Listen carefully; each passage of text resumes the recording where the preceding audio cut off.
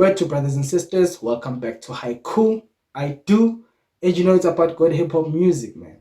Now, in today's album review, I'm checking out a project by Touchline, and he calls himself Tembisa's main tourist attraction. Not sure how true that is. I'm sure Shimza would definitely disagree though. But the name of the project is called Soon 2, in brackets, a better year.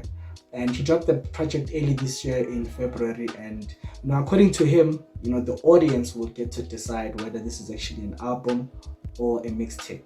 And after giving it a couple of spins, I think I've decided, what it actually is to me personally. So without wasting any more time, man, let's get straight into the review. Now, the first feature on the album is a female vocalist by the name Mandy Z.A. and she features on track number 3 on a song called Shugela, in brackets S.O.O.N. And it's a very piano-esque type of a song, and she's such a perfect fit because she's got that whole Shasha vibe about her, so I think that's why she features on a lot of piano songs. I'm not sure what genre of music she actually does as a solo artist, but she's definitely a perfect fit for the song. I mean, it's a very beautiful song. And then on track number 4 is a song called Amasi, because the mba is silent, so it's very sense Amasi. Shit. If you know, you know. Definitely a dope track. I think it's my favorite song for this summer. This is the song that I'm definitely bumping. I mean, if they played Touchline with Chisa Nyamas, I think I'd go there more often. Touchline features a guy by the name King Sweet Kid, and he's got this whole Belosalo vibe about him, the Kasi version of Belosalo. He definitely comes through on the song. I mean, he does his thing. He definitely kills the chorus and the hook. And this is actually Shakespeare Ngosi's song, right? And Shakespeare is Touchline's DJ, right? So they kind of did the whole thing that Nasty C did with his DJ, Audio Mac, when they did the song Why Me. So that's kind of like the a similar concept here. And I mean, I really like the song. What I didn't like is the fact that when they released the audio version of the song, they released it under Touchline's account, and I think the song garnered about 20,000 views, right? But now when they shot the video, they released the video under Shakespeare's account, and as a result, I think the video is now sitting on just 6,000 views, which for me is crazy, because it's such a dope song, it's such a dope video. I don't understand why they had to put it under Shakespeare. I mean, I understand that it's his song, but Touchline is the bigger brand. They should have released the video also on his account as well, so that it kind of gets the kind of views that I feel that it deserves. So I wasn't really happy about that. But on track number 5, we have a song called I'll Always Have Me, where they feature another beautiful female vocalist by the name Vina S.A. And I think I'll Always Have Me is like the biggest song on this album in terms of views. I'm not exactly sure, I didn't check, but I feel like this is the biggest song. And I'm not sure what Kaiser Beats, like why he had to muffle Vina's voice. I mean, I understand on the part of the song where Touchline is delivering his verse, but on the bridge, like, why are you muffling her voice? I think I personally would have wanted to hear her voice, but Kaiser Beats decided to muffle her voice there. But I mean, it's still a dope track, definitely a solid song. And then on track number 6, it's a song called 6, because Touchline was out with 6 girls, in a club that closes at 6, and he also had to be at work at 6, and his girlfriend called him like 6 times and he didn't answer, because he was in the vibes with these girls, and he doesn't even remember how much he spent, but probably 6K, because Begenza no mayin, so definitely a beautiful track, man. He features a guy there by the name, I don't know whether it's called Selza or Telza. It's I think he's a Maskandi type of an artist. I think he's worked a lot with Big Zulu. I think that's where I actually recognize his name from. He calls himself Injaka Goko or something. But it's a definitely a beautiful collaboration there. And then on track number 7, a song called Abapeli, we've got Low Key and Phantom Steez. Now I really like Phantom Steez on this song. I think he really carries the chorus. You know, he does this thing. There's a vibe about Phantom Steez that just makes you like his songs. You know, and there's a rumor that Phantom is actually Costa Teacher's writer, right? That he writes, you know, lyrics for Phantom Steez. I'm not sure how true that is, but I don't think anyone really cares at this point. And the thing about Low Key is Low Key and Roy, who are both signed under KO. My problem with these guys is that, you know, they spend so much time around KO, you know, time in studio with him, yet they still write the way that they do. You know, I mean, I know that greatness doesn't rub off like that, but I feel like these dudes are not even trying. You know, I mean, I get that they you know, they have the whole rap aesthetic about them. I understand why girls like them. You know, they're very easy to market. You know, that part I get. But if you really get into their lyrics and you start to listen to what they actually say, you realize that Loki and Roy are actually mid. Like, they're very mid, and I'm being nice at this point. You know, so yeah, man. I mean, you know, he comes through on the song, he does his thing, but he's definitely not on Touchline's level. You know, in my opinion.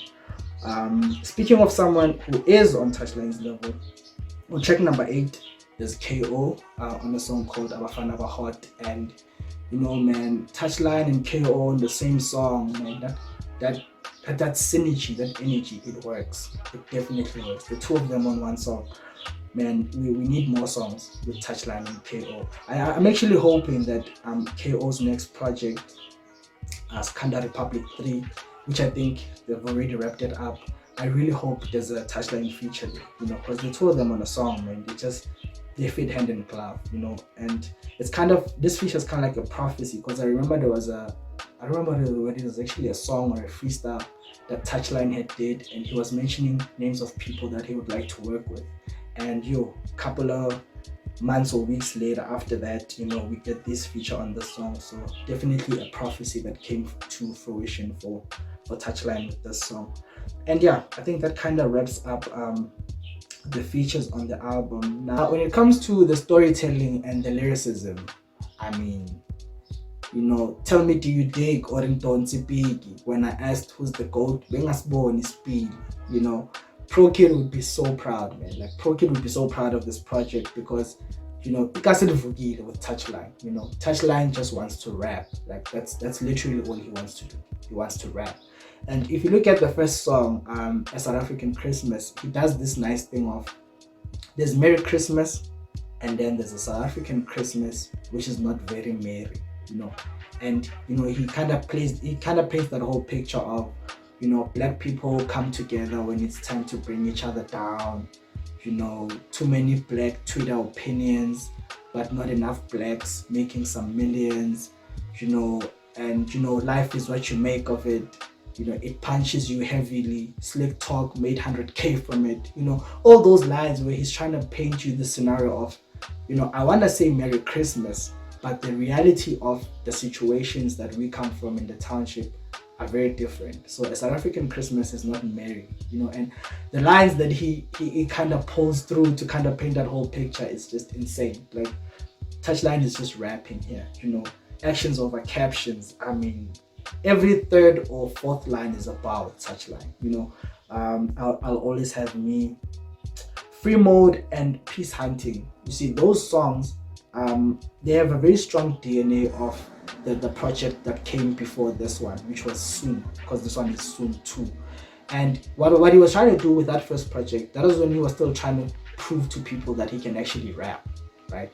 So coming into this project, it still carries the same DNA where he's very like rap heavy. It's a very rap heavy album, but he's now trying to show people that he's not just a cypher type of rap freestyle kind of dude, that he's actually an artist, that he can now make music. So I think that's the direction he was now taking with this project, where he's saying, you know, if there's still any doubts that Touchline can out-rap your favorite rapper, here he's throwing down the gauntlet to say, hey, you know, can anyone rap against Touchline? And not a lot of people can. You know, he's really been a bit musical. So I feel like if I was looking at this as a mixtape, I'd definitely give the content a 10 out of 10.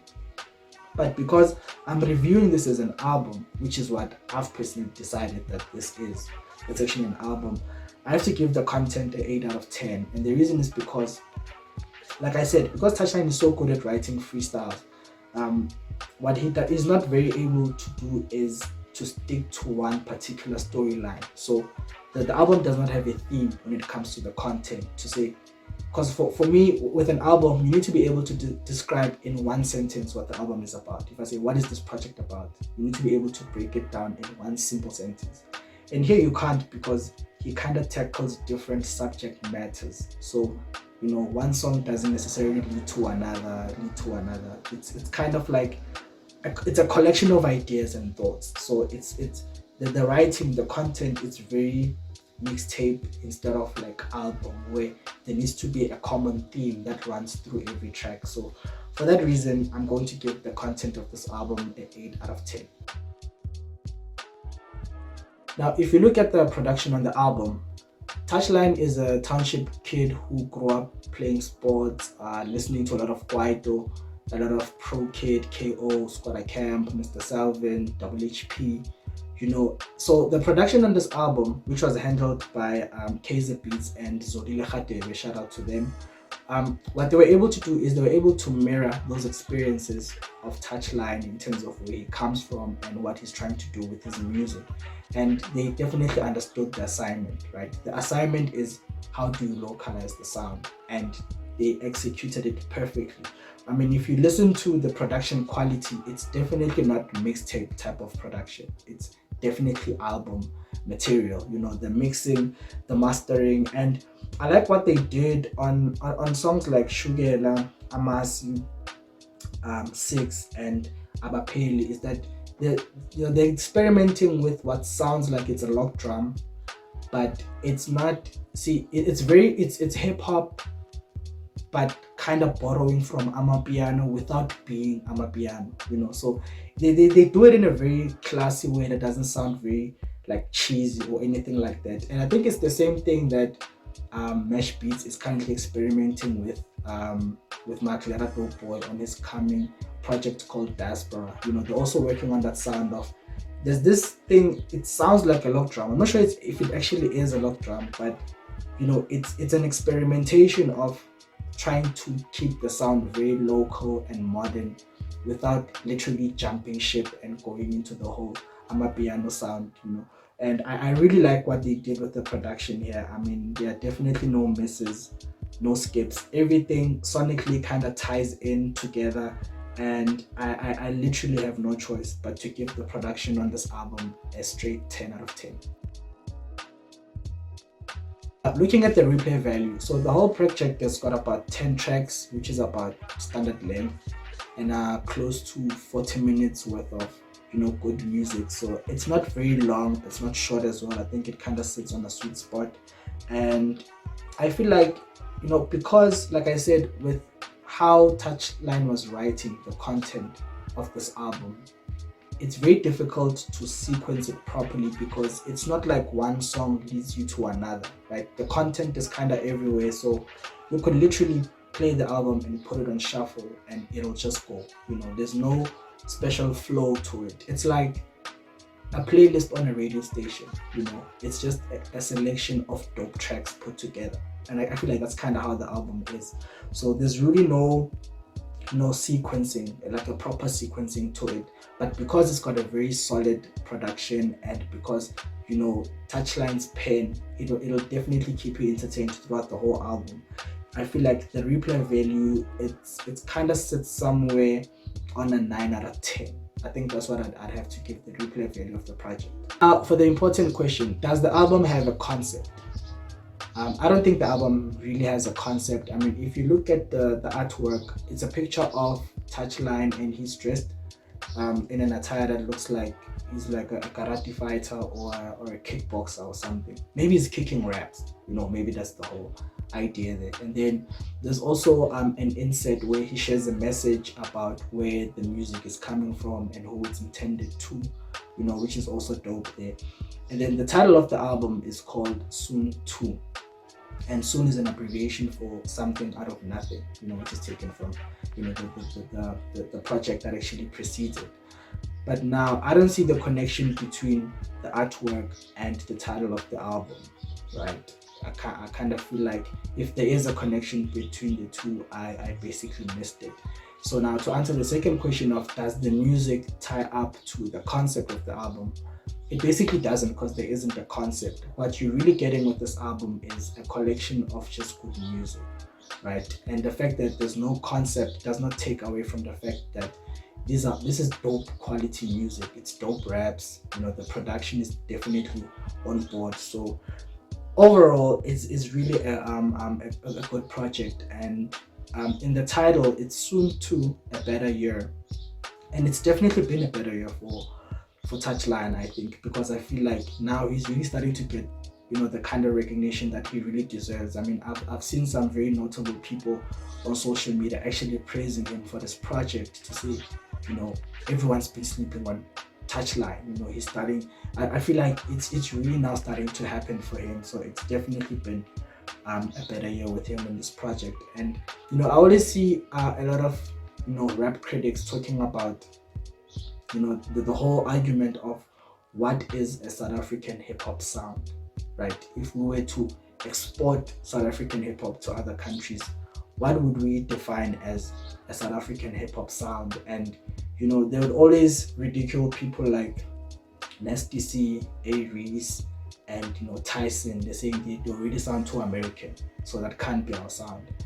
And then they'll denounce someone like a 25K and a Tato Soul by saying that they speak a Spitori that is so deep that even people from Pretoria, some of them don't even understand it themselves. So you can't expect the whole country to embrace that music and that sound. And then they'll say someone like a Big Zulu is also too Zulu for everyone to embrace it.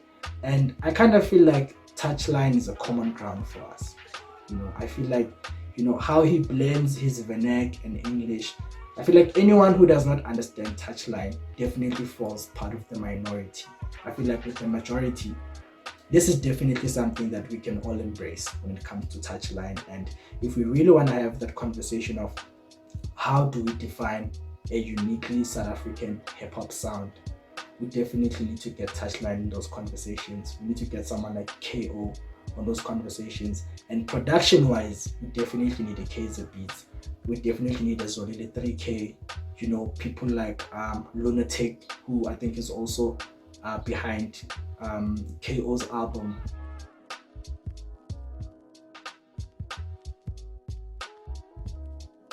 I feel like those are the people that we really need to get into the conversation of, how do we localize the sound, and how do we, start to find a way to create a uniquely South African hip hop sound. And yeah, man, that is the end of my very long album review. I really hope that you guys enjoyed it. And yeah, remember, man, take care of your mental, and peace, love. I'm out of here.